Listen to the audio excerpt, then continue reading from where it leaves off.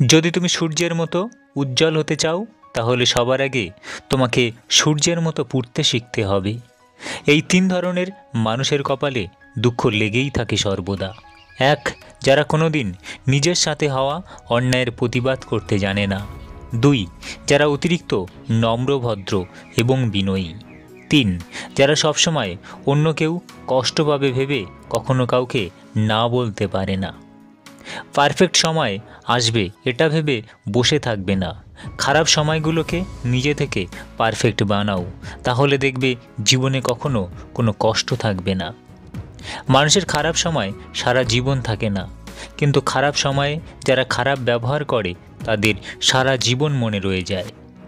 তুমি কতটা সুন্দর সেটা তোমার রূপ দেখে নয়, তোমার মন দেখে বোঝা যায়।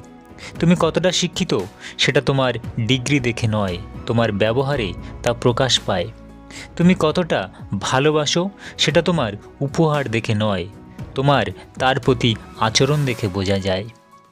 যে তোমাকে বিশ্বাস করে তাকে মিথ্যা বলো না, যে তোমাকে ভালোবাসে তাকে ঠকিও না, কারণ বিশ্বাস ও ভালোবাসা দুটিই খুব মূল্যবান, যা একবার হারিয়ে গেলে আর ফিরে পাওয়া যায় না।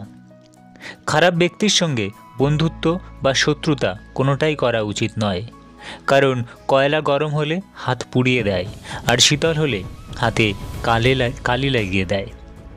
একজন খারাপ ছাত্র একজন দক্ষ শিক্ষকের কাছ থেকে যা শিখতে পারে, তার যে একজন ভালো ছাত্র একজন খারাপ শিক্ষকের কাছ থেকে অনেক বেশি শিখতে পারে। যদি সূর্য হতে চাও তবে সূর্যের মতো নিজেকে পোড়াও।